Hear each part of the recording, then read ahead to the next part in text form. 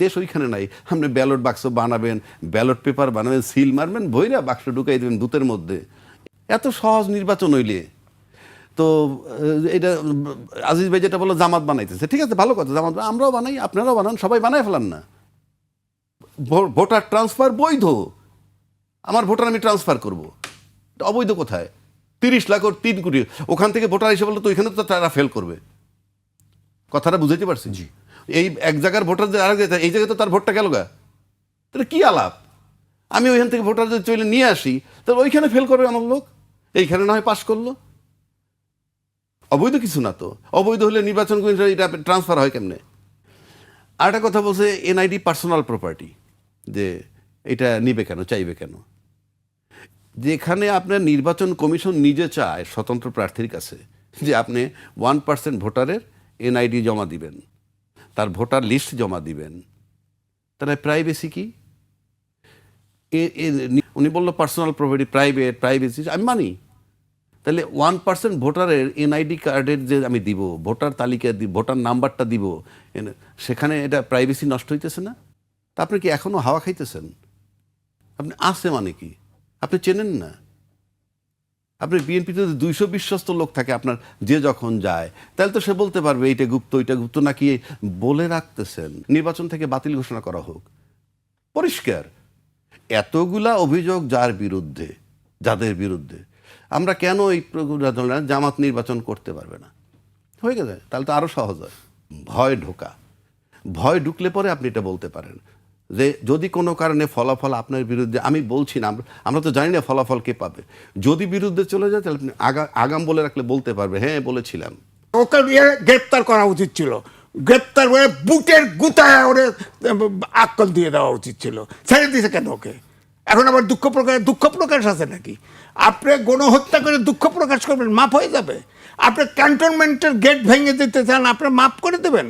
ওকে মাফ করবা না, ওকে গ্রেপ্তার করা উচিত এবং ওকে বুট দিয়ে ফেসানো উচিত, যাতে সারা দেশের 18 কোটি লোক বোঝে সেনানিবাসে এটা করা যাবে না, সেনানিবাসকে বিতর্কিত করা যাবে না। লক্ষ্মীপুরের ঘটনা, এটি গতকালকের ঘটনা। আমি লক্ষ্মীপুর 3 আসনে ভোটে ব্যবহারের অবৈধ 6টি সিল সহ এক ব্যক্তি পুলিশের কাছে গ্রেফতার হওয়ার ঘটনায় আলাদা আলাদা সংবাদ সম্মেলন করেছেন বিএনপি ও জামায়াতের প্রার্থী। সংবাদ সম্মেলনে বিএনপির প্রার্থী দাবি করেছেন গ্রেফতার হওয়া ব্যক্তি জামায়াতের কর্মী। তবে এ অভিযোগ অস্বীকার করে ঘটনা সুষ্ঠু তদন্ত দাবি করেছেন জামায়াতের প্রার্থী। এই বিষয়ে আজকেই তারেক রহমান বরিশালের জনসভায় বক্তব্য দিয়েছেন। আমি তার বক্তব্যের কিছু অংশ উল্লেখ করতে চাই।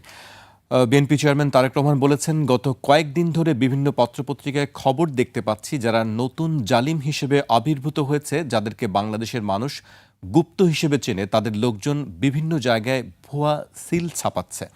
তিনি বলেন, আমরা শুনতে পাচ্ছি তাদের পরিচিত যেসব প্রেস আছে সেখানে তারা ব্যালট পেপার ছাপাচ্ছে, যেটি তারা পকেটে করে নিয়ে যাবে। শুধু তাই নয়, আমরা দেখেছি তারা বিভিন্ন জায়গায় গিয়ে নিরীহ মা বোনদের কাছ থেকে এনআইডি নাম্বার নিচ্ছে, বিকাশ নাম্বার নিচ্ছে। এই গুপ্তের দল, এই জালেমের দল বলছে তারা নাকি সৎ মানুষের শাসন কায়েম করবে। আজিজ ভাই, আপনি এই বিষয়টি কিভাবে দেখছেন? আমরা গতকালই যখন দেখছিলাম যে ভুয়া ব্যালট সিল ছাপানোর বিষয়টি, নির্বাচনের আগে আগে এই ধরনের ঘটনা কি আসলে সুষ্ঠু নির্বাচনের ক্ষেত্রে কতটুকু? ধন্যবাদ আপনাকে। কতগুলো জনশ্রুতি ইতিমধ্যেই আছে, কিছু প্রমাণও আছে। ধরেন আমার মোবাইলে ধরাও আছে। ধরেন এই যে পোস্টাল ব্যালট, এটা বিদেশে তৈরি হচ্ছে, এক বাড়িতে জড়ো হয়েছে এবং তারা এটাও কথাবার্তানো আছে, তারা জামাতের লোক এটা সংগ্রহ করেছে। দ্বিতীয়টা হচ্ছে ধরেন এই যে নারী অনেক কর্মীরা গিয়ে এনআইডি চেয়েছে, বিকাশ নাম্বার চেয়েছে।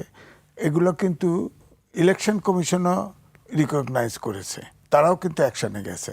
যেমন তারা ইলেকশন কমিশন থেকে বলা হয়েছে যে ইলেকশনের আগ মুহূর্তে এনআইডি, বিকাশ, নগদ, এই ধরনের যতগুলো প্রতিষ্ঠান আছে তাদের এটাকে আপনার সীমিত করা হবে, এবং আমি শুনছি যে 1000 টাকা করা হবে। তার মানে এটা তাদের কাছে বিশ্বাস হয়েছে। এবং বিএনপির ইলেকশন পরিচালনা কমিটির চেয়ারম্যান, যিনি স্ট্যান্ডিং কমিটিরও মেম্বার, নজরুল খান, এই অভিযোগগুলো দিয়েছেন। তারপরে ধরেন এই বাংলাদেশের রেকর্ডে এত ভোটার ট্রান্সফার, অর্থাৎ ভোটার আপনার এক সেন্টার থেকে আর এক সেন্টারে নেওয়া, এক অঞ্চলের ভোটার আর এক অঞ্চলে নিয়ে আসা, এটাও কিন্তু এই প্রথম। অর্থাৎ ধরেন একটি দল মনে করলো যে আমার এই সেন্টারে আমার 10,000 ভোট কম, তারা ভোটার আপনার অন্য জায়গা থেকে ধরেন বরিশাল থেকে মাইগ্রেশন করে নিয়ে আসলো। বিএনপির পক্ষ থেকে এখন- বলা হচ্ছে নির্বাচন কমিশনের হ্যাঁ, এই অভিযোগটি এটা দেওয়া হয়েছে। আপত্তি দিয়েছে। এখন প্রশ্ন হচ্ছে যে এই যে মাইগ্রেশন, এটা তো খুব কঠিন কাজ। এটা তো ধরেন আপনি এখন ভোটার এক জায়গায় হতে গেলে বাসা ভাড়া, ধরেন ইলেকট্রিক বিল, বিদ্যুৎ বিল ইত্যাদিতে নানান কাগজপত্র দিতে হয় না? এই জন্য কিন্তু অলরেডি ইলেকশন কমিশনের একটা জুনিয়র অফিসার ধরাও পড়ছে। সুতরাং এইটি নিয়ে এখন আবার ধরেন এই যে একটা জামাত কর্মী, এটা তো অনেক সময় অস্বীকার করে। এখন একটি দল বলে, আগের স্টাইল পাল্টে গেছে, একটি দল অমুক করে, একটি দল অমুক করে। ধরেন ঈশ্বর দিতে, আপনি একটা উদাহরণ দেয়, ঈশ্বর দিতে তো দুই বিএনপি এবং জামাতের ভিতরে গোলমাল হয়, এবং বন্দুক নিয়ে যে গেছে বলা হলো জামাত অস্বীকার করছে সে তাদের না, কিন্তু ফাইনালি তো প্রমাণ হয়েছে সে জামাতের কর্মী। সুতরাং এই যে জামাত যে গুপ্ত রাজনীতি করে এতে কোনো সন্দেহ নাই। এই জন্য এই সংশয়টা বেশি করে ধরা পড়ছে। যেমন ঢাকা ইউনিভার্সিটিতে ধরেন কোনোদিন শিবির আছে তা জানতাম না, তো ইলেকশন হলো ফুট করে দেখা গেল ছাত্রলীগের হেলমেট বাহিনী শিবির হয়ে গেল। তো তার মানে যতগুলো কাণ্ড ওখানে, যতগুলো অত্যাচার হয়েছে কমন রুমে, ডাইনিং রুমে, সব কিছুর জন্য শিবির দায়ী। এদের তো তদন্ত করা উচিত, তারা কি আসলে ছাত্রলীগের যে ছিল তারা কতটুকু অংশগ্রহণ করবে। আর গণতান্ত্রিক যদি বিশ্বাস করেন তাহলে তো গুপ্ত রাজনীতি অ্যালাউ করা উচিত না। তাহলে তো হিল ট্যাক্সে আছে না অনেক নাথান বম, একটা অংশের স্বাধীনতা চায়। আপনার জেএমপি আছে, আনসারুল্লাহ বাংলা টিম আছে, এদেরকেও দিয়ে দেন রাজনীতি করতে। আর যদি ওরা যদি দেশের জন্য, আপনার গণতন্ত্রের জন্য, যদি আমাদের জন্য থ্রেট হয়, তাহলে জামাত তো এখন গুপ্ত রাজনীতি। আমি তো বারবারই বলি, ধরেন আওয়ামী লীগের সাথে অল্প দিন মিশছে, তারা আশ্রয়ের জন্য ধরেন শিবিরের পোলাপান যদি ছাত্রলীগে আশ্রয় নিয়ে থাকে, বিএনপির সাথে বহুদিন থাকছে। এখানে বিএনপির ভিতরে তো অন্তত 20% গুপ্ত জামাত আছে। এগুলো তো বিএনপি একটা মধ্যপন্থী দল, এই দল তো থাকতে হবে, কারণ এটা সব মতাদর্শের লোক এখানে আশ্রয় দিতে পারে। এখানে যদি ধরেন রাশিয়ার লেনিন যখন বিপ্লব করে বলশেভিক পার্টি, তখন তো কমিউনিস্ট পার্টি শেষ হয়ে গেল। তো এরকম বিএনপি তো শেষ হয়ে যাবে, এই গুপ্ত রাজনীতি থাকলে তো শেষ হয়ে যাবে। তো এখানে তো গণতান্ত্রিক কোনো দল থাকতে পারবে না। এই জন্য আমি বলছি যে আপনি যেটা বলছেন এটা অলরেডি কিন্তু এটা বিশ্বাসযোগ্য যে তারা এটা গুপ্তভাবে কি করতেছে না করে। ধরেন বিকাশ নাম্বার কেন লাগবে, এনআইডি নাম্বার কেন আমারটা চাবে? ধরেন এনআইডি নাম্বার তো আপনার পার্সোনাল প্রপার্টি, আপনি কেন চাবে বলেন? আবার বলে যে নারীদের হেনস্থা করছে, তো তাদের কি করবে?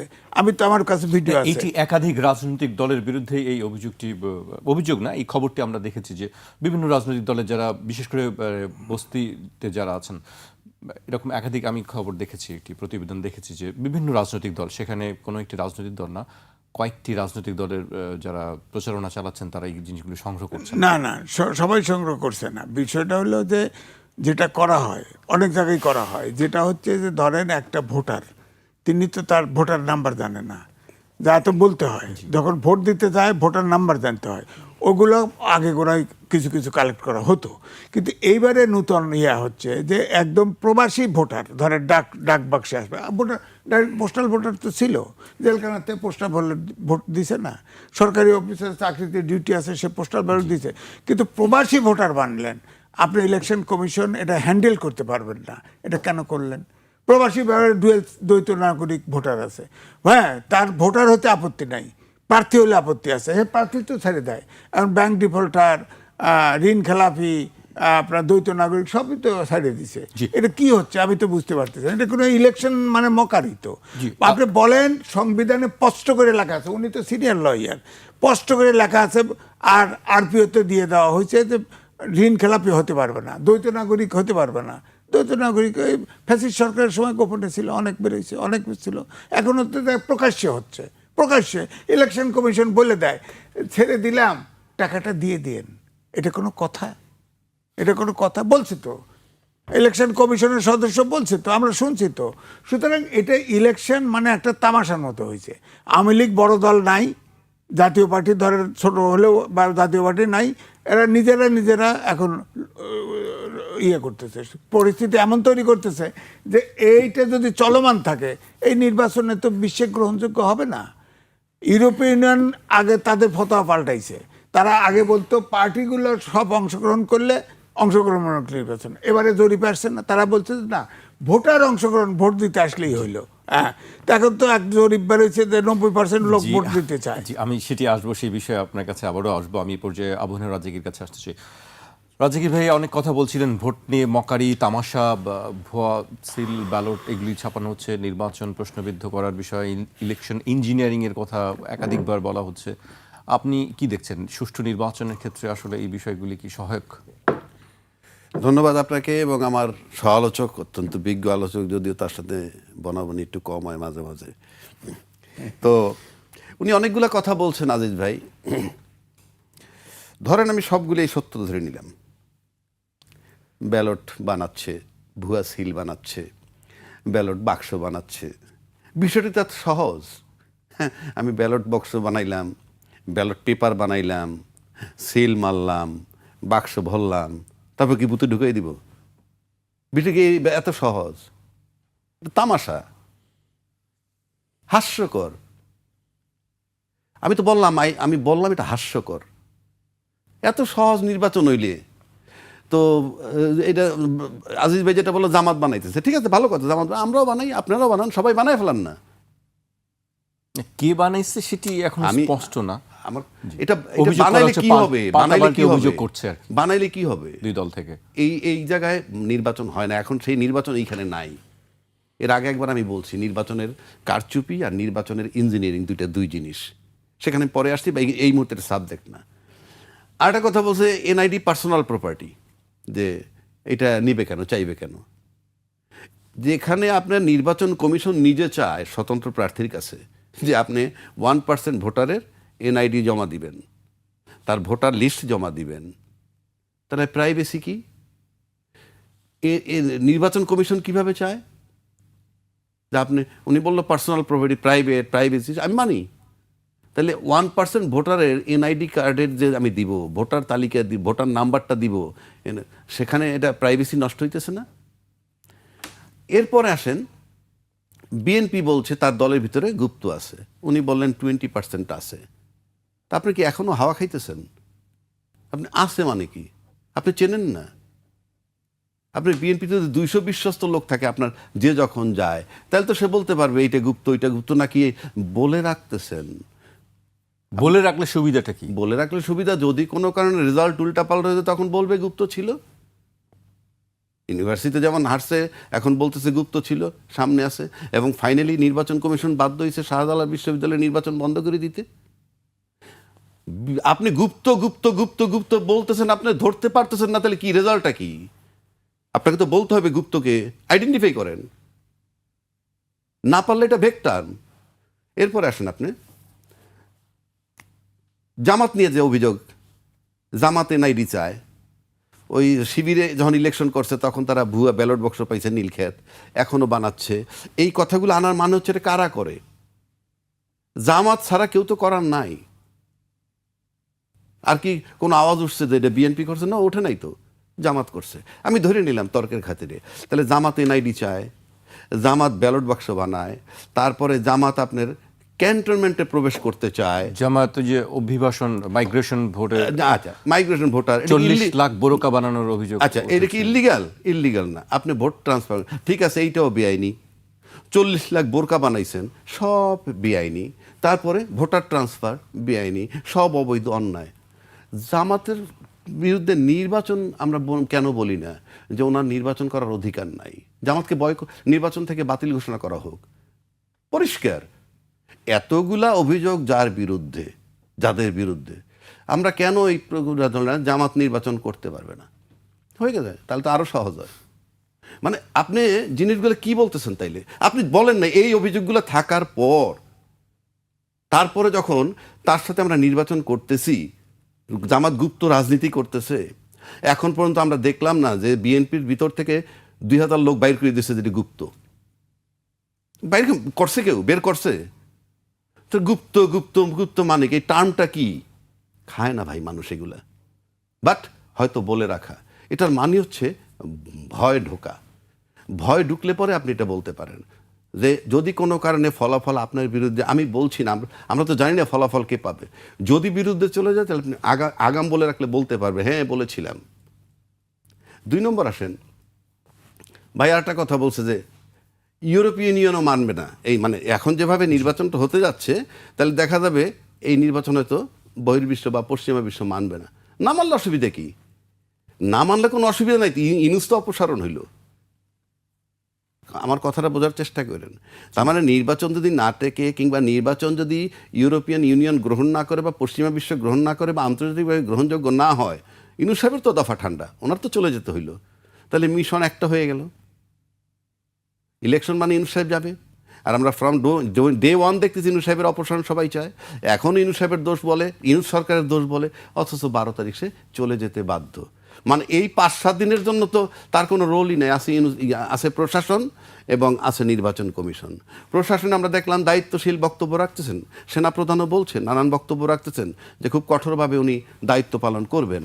তো এই যে কথাগুলো বলতেছেন, তাইলে তো নির্বাচন কমিশন, প্রশাসন, মানে প্রশাসন বলতে 3 বাহিনী এবং অন্যান্য ব্রোকার যারা আছে, তারা তো একটা রোল নিয়ে যাচ্ছে।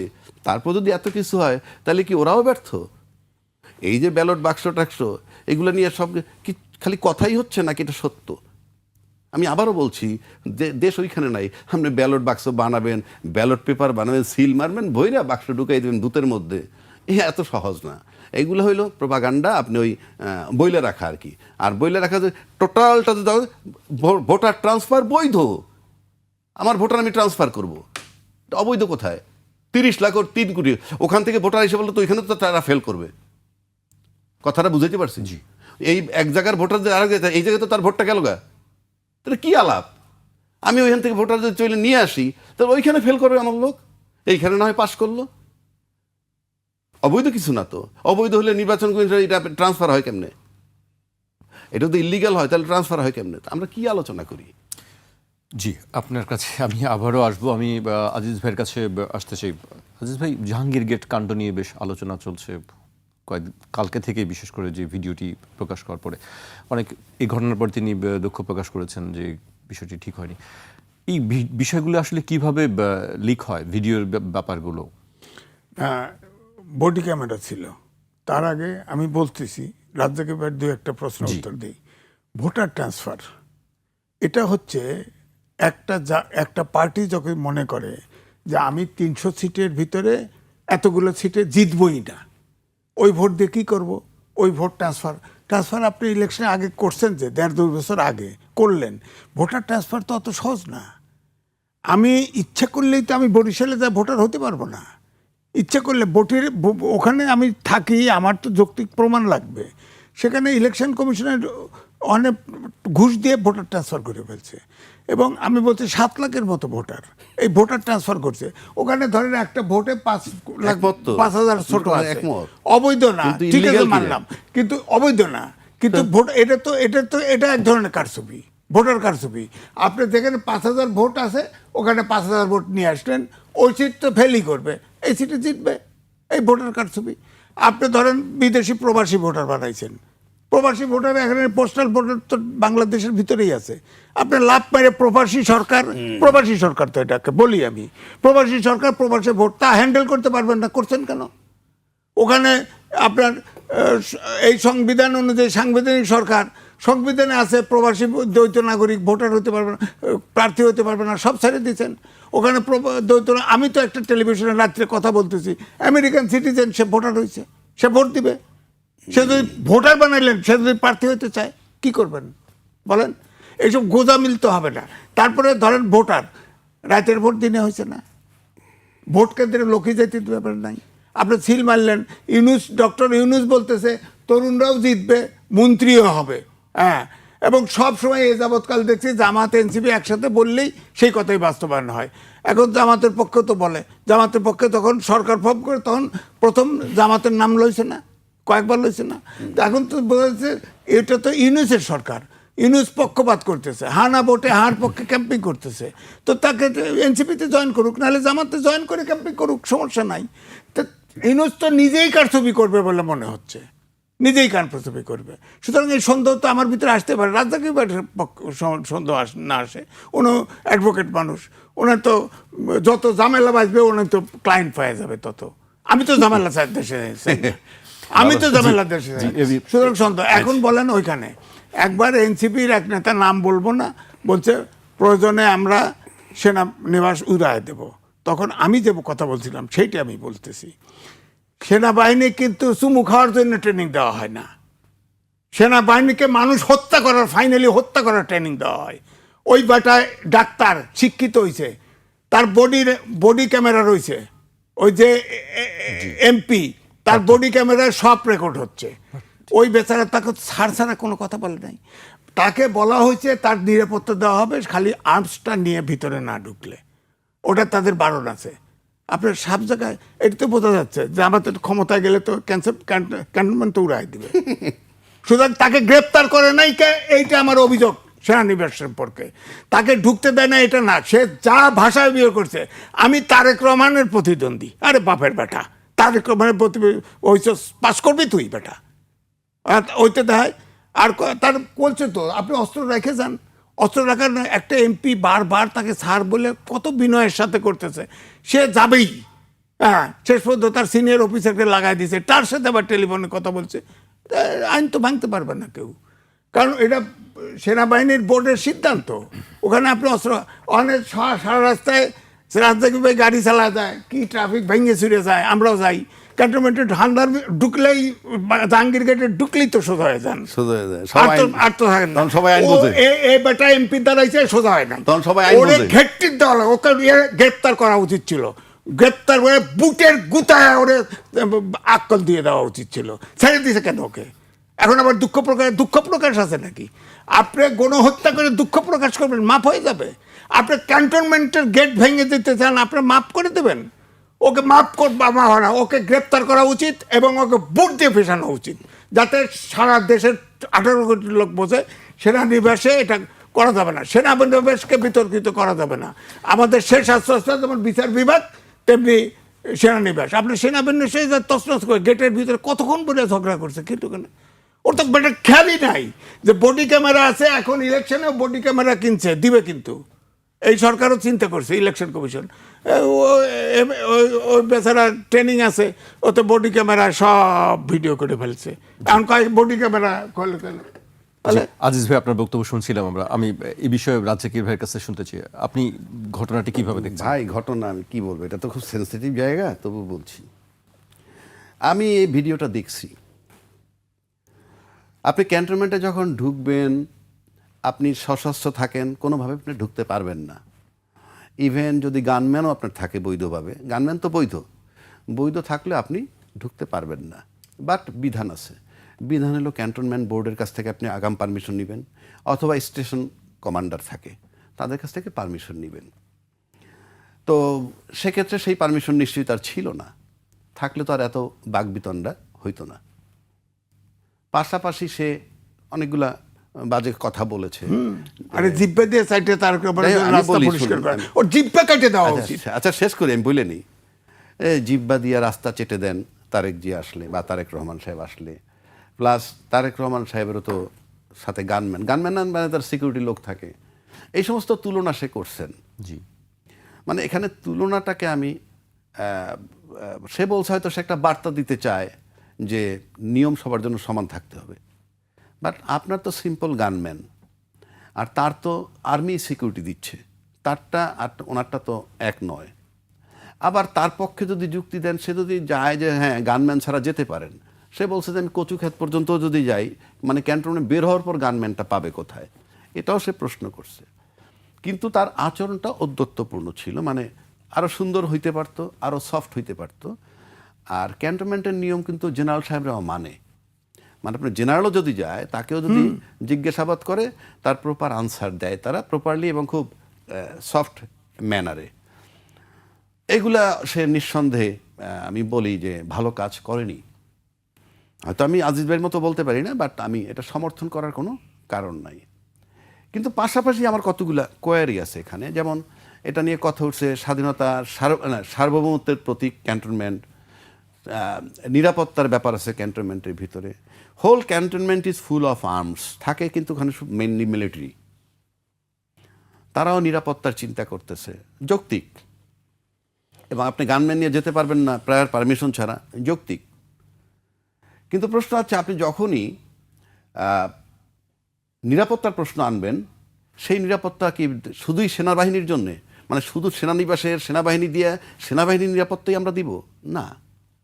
দেশের সার্বভৌমত্ব দুইটা ধরন আছে, একটা এক্সটার্নাল, একটা ইন্টারনাল। এক্সটার্নাল কোনটা? আমার যে সীমানা, এই সীমানা ক্রস করে যদি, বা সীমানায় যদি হামলা করে সীমানা ক্রস করে কেউ ঢুকতে চায়, এটা সার্বভৌমত্ব ভঙ্গ হবে, রক্ষা করবে সেনাবাহিনী। আবার এই যে সেনাবাহিনী এখানে বসা, ক্যান্টনমেন্ট তো আপনার নিরাপদ জায়গা, ক্যান্টনমেন্টের নিরাপত্তার জন্যই তো করছেন। কিন্তু আমি যখন বিডিআর কিলিংটা দেখলাম, সেটা তো রাস্তায় হয় নাই, সেটা পিলখানার ভিতর হয়েছে, এটা ক্যান্টনমেন্ট। কোথায় ছিলেন আপনারা? সেখানে অস্ত্র নিয়ে কারা ঢুকলো? যদি ভিতরের অস্ত্র দিয়ে করে থাকে, বের হইল কিভাবে? নিরাপত্তার প্রশ্ন বলছেন আপনি, তো নিরাপত্তার প্রশ্ন বলছেন। নিরাপত্তার প্রশ্ন, 57টা অফিসার মারা গেল ক্যান্টনমেন্টের ভিতরে। আপনি যদি আপনার নিজের নিরাপত্তা দিতে না পারেন, আপনি রাষ্ট্রের নিরাপত্তা কি দিবেন? It's a question mark. 2 নম্বর, অনেক সেনা অফিসারের প্রবেশ নিষেধ ক্যান্টনমেন্টের ভিতরে। অনেক অনেক সেনা অফিসার কিন্তু রিটায়ার্ড, কিন্তু প্রবেশ নিষেধ। কেন নিষেধ করছেন? ক্যান্টনমেন্টের কাছে প্রশ্ন করলে তারা বলবে নিরাপত্তার প্রশ্নে। বাট 57 জন অফিসার মারার দৃষ্টান্ত আমি ভুলব না। এটার ব্যাখ্যা কি? তার তো ক্যান্টনমেন্টের ভিতরে মারা গেছে। 2 নম্বর আসেন, এই ঘটনাটা ঘটছে বেশ কিছুদিন আগে, কতদিন আগে তা আমি জানি না। বডি ওন ক্যামেরা কার ছিল? শুধুমাত্র ওখানে সেনা অফিসারদের, অফিসার না, যারা গেটে ডিউটি করে তাদের। ছবিটা কিন্তু এমপি ওকে, সেখানে তাদের ক্যামেরায় ধারণ করছে। আমি নিশ্চিত করে বলতে পারি, ক্যান্টনমেন্টের অন্তত 50-100 গজের দূরের থেকে কেউ মোবাইল দিয়েও ছবি তুলতে পারবে না। It is so secured. তাহলে বডি ওন ক্যামেরায় সেইটা বের হয়ে গেল কেমনে? এটা জুলকার নায়েক সাহেবের, আমরা ফেসবুকে দেখছি, উনি নাকি এটাকে আপলোড করছেন প্রথম। উনি পেলেন কিভাবে? তাহলে সিক্রেসি আপনি রাখতেছেন না, প্রাইভেসি, সিকিউরিটি, এটা তখন থেকে বেরোইছে। আমি যে নিরাপত্তার দোহাই বারবার দিতেছি, আমার দেশের আভ্যন্তরীণ নিরাপত্তা রাখার দায়িত্ব এই সেনাবাহিনীর। 57 অফিসার তো বললামই। ইন এডিশন আয়নাগর, মেজর সিনার বুকে তাজা গুলি মারছে পুলিশ। এটা কিন্তু আপনার আভ্যন্তরীণ সার্বভৌমত্বের ভিতরে পড়ে। গত 16 বছর কী হয়েছে আমরা জানি। সেনাবাহিনী যে শুধু বলেন নিরাপত্তা, এই স্নাইপার দিয়ে গুলি করছে হেলিকপ্টার দিয়ে জুলাইতে। তো আপনি তো আমার দেশের মানুষ মারার জন্য না, সেনাবাহিনী একমাত্র বহিঃশত্রু দ্বারা আক্রমণ হইলে, আবার যদি রাষ্ট্রের এমন কোনো রাষ্ট্রদ্রোহী হয় যাকে কোনোভাবে নিয়ন্ত্রণ করা যাচ্ছে না, সেক্ষেত্রে তারা মারতে পারে। আর হলো বহিঃশত্রু যদি আমাকে আক্রমণ করে, 2টা জায়গায় মৃত্যুর জন্য they are permitted, otherwise not in no way. আপনি আপনার দেশের লোক মারতে পারবেন না। আমি দেশের আভ্যন্তরীণ সার্বভৌমত্বের কথা বলছি। তারপর আসেন, কতগুলো জিনিস মিলে যায়। আপনি এখন এই মুহূর্তে, ঘটনাটা অন্তত 2 সপ্তাহ আগের, কেউ বলে 1 মাস আগের, ঠিক আছে, এখন পাবলিশড হইল কেন? এখন এই মুহূর্তে প্রকাশ হইল কেন? 2-3 দিন 4 দিন আগে একটা আলতাফ সাহেব, ওনাদের বিএনপির লোকই, সে বলছে বিএনপির প্রার্থী চুজ করছে কারা। সেখানে সে ডিজিএফআইয়ের নাম বলছে, এনএসআইয়ের নাম বলছে, পুলিশদের নাম বলছে, এরা চুজ করে দিয়েছে প্রার্থী। তো এই যে চুজ করার সাথে আপনি যেগুলো মিলান, এবং এই মুহূর্তে এটা দেওয়া মানে কি? এই মুহূর্তে এটা পাবলিশ করা মানে কি? জামাতের পক্ষে কাজ করা, যে জামাতের ভোট বাড়বে, জামাতের পক্ষে কাজ করা যদি হয়, তাহলে এই পক্ষপাতিত্ব কেন করবে? আমি কি বুঝাইতে পারছি? আমি আবারও বলছি, এটা কি জামাতের পক্ষে করা, যে জামাতের ভোট বাড়বে, নাকি জামাতের মাধ্যমে সিক্রেসি, মানে জামাতের ঘটনাকে কেন্দ্র করে আমার সিক্রেসি, প্রাইভেসি যে বাইর হয়ে গেল, সব কিছু মিলে যদি জামাতকে দায়ী করে, জামাত কি ভোট বেশি পাবে? যদি ভোট বেশি পায় সেজন্য করে থাকলেও তো জামাতকে ফেভার করছেন আপনি। কি রাইট আছে তাইলে তার? আর বডি অন ক্যামেরায় তাহলে তো অনেক কিছুই থাকতে পারে, শুধু কি এইটুক? নাকি এই যে যে আপনার এই যে জিনিসটা যদি জামাতের বিরুদ্ধে যায়, কথার পক্ষে গেলে তো সেটাও পক্ষপাতিত্ব, বিরুদ্ধে যদি যায় তাও তো অন্য কারো পক্ষপাতিত্ব। So it's a question mark. জি, অনেকগুলো প্রশ্ন আপনি তুলেছেন। আরও একটি বিষয় আমি আজিজ ভাইয়ের কাছে জানতে চাই, বিশেষ করে হ্যাকিং নিয়ে, সাইবার অ্যাটাক নিয়ে জামাতের পক্ষ থেকে বলছে তাদের বিরুদ্ধে সাইবার অ্যাটাকিং হচ্ছে, এরপরে অভিযান চালানো হয়েছে, একজন কর্মকর্তাকে আটক করা হয়েছে। আপনার কাছে কি মনে হয় আসলে এই সাইবার অ্যাটাকিং এর বিষয়টি? না দেখেন, সাইবার অ্যাটাক, আমি আর একটা জাস্ট একটা পয়েন্ট বলি। ধরেন পিলখানা হত্যাকাণ্ড, এটাতে পলিটিক্স ছিল। এই হত্যাকাণ্ড প্ল্যান্ড হত্যাকাণ্ড, কারণ তখন এর আগে সব মানে অফিসারদেরকে ওখানে ক্লোজ করা হয়েছে ট্রেনিংয়ের নামে করে, প্ল্যান করে এটাকে তাদেরকে হত্যা করা হয়েছে। এই হত্যায় তখন মইনু আহমেদ আর্মি চিফ ছিল, মইনু ফখরুদ্দিনের সরকার। এটা শেখ হাসিনা এটা তাদেরকে আর্মি এটা হ্যান্ডেল করতে চাইছে, পারমিশন দেওয়া হয় নাই। এবং আর্মি ডিসিপ্লিন ফোর্স, এটা আপনারা জানেন যে প্রধানমন্ত্রী প্রেসিডেন্টের অধীনে থাকে, তাদের হুকুমের বাইরেও যেতে পারেন না। আবার সিনিয়র অফিসারের হুকুমের জুনিয়র অফিসার বাইরে যেতে পারে না। তো এরকম ডিসিপ্লিনের কারণে, যেমন ধরেন আমার নিকটজন আপনার আর্মিতে ছিল, আর্টিলারিতে, সে তো বলছে ক্যান্টনমেন্ট থেকে ওটাকে কুইল করা সম্ভব ছিল, কারণ আর্টিলারির রেঞ্জ হলো 25 কিলোমিটার, ক্যান্টনমেন্ট থেকে অত দূর না। কিন্তু এটা ইচ্ছে করে, পাগলের মতো বলছে, এটা ইচ্ছে করে হত্যা করা হয়েছে। হ্যাঁ, তো এটার তো বিচার হচ্ছে এখন দেখা যাক কোন জায়গা দিয়ে দাঁড়ায়। তো এখন আমি এই জন্য আপনি ধরেন এই যে সাইবার অ্যাটাক যেটা বললেন কি, হ্যাক করা, আমি যেটা দেখেছি যে ওখানে একজন সহকারী কি অপারেটর নাকি তাকে এই টিমের ভিতরে অন্তর্ভুক্ত করা হয়েছে। এবং আমি দেখলাম যে আজকেও দেখলাম যে তারা বলা হলো যে এসবি এটার ইনভেস্টিগেশনের দায়িত্ব নিয়েছে, তারা এটা ইনভেস্টিগেট করতেছে। এখনও তাকে গ্রেপ্তার দেখানো হয়নি, তবে তার সংশ্লিষ্টতা পেলে তাকে গ্রেপ্তার তো করা হবেই। এটা হোক, এটা সত্য উদ্ঘাটন করা হোক, এটা তো আমরাও চাই, সবাই চাই। তবে শেষ পর্যন্ত যেটা লাস্ট যে কমেন্ট করছে, সম্ভবত এটা হ্যাক হয়নি, এই কমেন্ট কিন্তু করেছে। হ্যাঁ, তো আমার কথা হচ্ছে এটা নিরপেক্ষ তদন্ত হওয়া উচিত। কারণ রাষ্ট্রপতি ভবন থেকে যদি তার ইমেল আইডি ব্যবহার করে এটা করা যায়, এবং এও বলছে এক্সপার্টরা ইমেল আইডি করে কোনো আপনার এক্স হ্যান্ডেল হ্যাক করা যায় না, এটা বলা হয়েছে। তো এটা তদন্ত বোঝা যাবে। তা আমার বক্তব্য হচ্ছে যে যখন এইটা ওনার একদম ধরেন তারেক রহমান, ধরেন জামাতের আমির, এনারা তো এইসব বিশিষ্টজন, ব্যবসায়ী হোক, চাকরিজীবী হোক, বড় বড় অফিসার তো নিজে মোবাইল হ্যান্ডেল করে না, নিজে অ্যাকাউন্ট হ্যান্ডেল করে না, তার পিএস করে, এপিএস করে, অমক টমক। ধর কোনো অ্যাকাউন্ট যদি হ্যাক হয়, সাথে সাথে সিগন্যাল আসে, আপনি ওটা ক্লোজ করে দেন। আপনি 9 ঘন্টা পরে কেন ক্লোজ করলেন? আবার সারা গভীর রাতে যা কেস করলেন কেন? ওইটা ক্লোজ করলেন না 9 ঘন্টা পরে, ওইটা আবার শেয়ার দিছে আপনার জামাতের এক নেতা, ওটা শেয়ার দিছে, ওটাকে শেয়ার করে সরাই দিছে। তো এই জন্য আমি বলছি যে এইটা এত সেন্সিটিভ, এটা আমি মনে করি নিরপেক্ষ তদন্ত হওয়া উচিত। যেহেতু রাষ্ট্রপতি ভবন থেকে এটা হয়েছে, আমি বলবো যে তার একজন অফিসারের মোবাইল ডেটা ইউজ করে এটা হয়েছে, সুতরাং এটা তদন্ত করে এটা জনসম্পর্কে উচিত। কারণ এটা তো রাজনৈতিক অঙ্গনেও, আমাদের ইলেকশনেও এখন এটা ইনফ্লুয়েন্স করতেছে, তো সুতরাং এটা তদন্ত হওয়া উচিত। আমার কাছে এখনো পরিষ্কার না এটা কি। রাজ্জাকি ভাই, আসলে এইটা নিয়ে সন্দেহ প্রকাশ করা হচ্ছে কেন? বিএনপির পক্ষ থেকে সরাসরি বলা হচ্ছে যে নারীদের বিষয়ে যে মন্তব্য করা হয়েছে সেটি নিয়ে এক ধরনের রাজনৈতিক বক্তব্য আমরা শুনছি। আপনি কিভাবে দেখেন আসলে বিষয়টি? আমার কাছে যেটা মনে হয়, শুনেন, এইগুলো হাইপোথিসিস, অনুমান করতে বলতে পারবো না হ্যাক হয় কেমনে। যেমন আমার নিজের একটা ফেসবুক হ্যাক হয়েছিল, হ্যাক না মানে এটা কি বলে, হ্যাঁ হ্যাক মানে ফেসবুক হ্যাক হয়ে গেছিল। যাই হোক, আমি কমপ্লেন করছিলাম ডিবির কাছে। পরে আমি বলছি যে তাহলে আপনি ভাই আমার এটা ডিলিট করে ফেলান, আর যদি রিকভার করতে না পারেন ডিলিট করে ফেলেন। এটা টেকনোলজি আমি জানি না, সুতরাং অবান্তর আমি বলবো না, যেটা বুঝি না সেটা বলবো না। বাট এই হ্যাকিং হয়ে অন্যজন স্টেটমেন্ট দিতে পারে, বক্তব্য ঢুকাই দিতে পারে। এটা আমার বাসার থেকে বলছিল অশালীন মহিলাদের ছবি যাচ্ছে আমার ইয়েতে। আমি কমপ্লেন করছি। আমি প্রথম বলছি, গাড়িতে বসেই বলছি যে আমার এই চ্যানেলটা হ্যাক হয়েছে, সুতরাং এই ফেসবুক হ্যাক হয়েছে, সুতরাং আপনারা মেহরবানি করে এটা ফলো করবেন না। আর যদি কেউ এটা করে থাকেন, আমি আইনের আশ্রয় চাচ্ছি, আইন প্রয়োগের এইভাবে আমি ঘোষণা করে দিচ্ছি। সেটা আছে বোধহয়, এখন হয়তো ফেসবুকে পাবো আমি। ওটা আমার সেফটির জন্য আমি করে রাখছি। বাট ইনফ্যাক্ট টেকনোলজি আমি বুঝি না, গেল এক। দ্বিতীয় আসেন, ধরেন জামাতের আমিরের এই বক্তব্য আসছে, আমার হ্যাকিং ট্যাকিং মেইন হলো তার বক্তব্যটা, এটি তো আলোচিত। উনি নারীকুলকে জঘন্য ভাষা একটা শব্দ প্রয়োগ করছেন।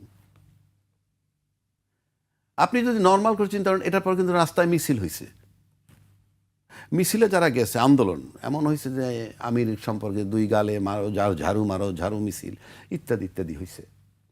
এটা to some extent character assassination. If it is fact তাহলে তো জঘন্য অপরাধ। এখন প্রশ্ন হচ্ছে, যারা মাঠে নামছে তারা কি কেউ, তারা কারা? তারা জামাত ঘরানার লোক তো না, জামাত বিরোধী শিবিরের লোক। তো জামাত বিরোধী শিবিরের লোক তো সবসময় জামাত বিরোধী, সে তো এই ঘটনা না ঘটলেও ভোট দিত না। যে মহিলাগুলা নামছে তারাও খুব স্মার্ট ড্রেস পরা, মানে যে সমস্ত কথা আছে যে এই জামাত এই সমস্ত পোশাকের বিরোধিতা করবেন ক্ষমতায় গেলে, সেরকম পোশাক পরাও তারা ছিল।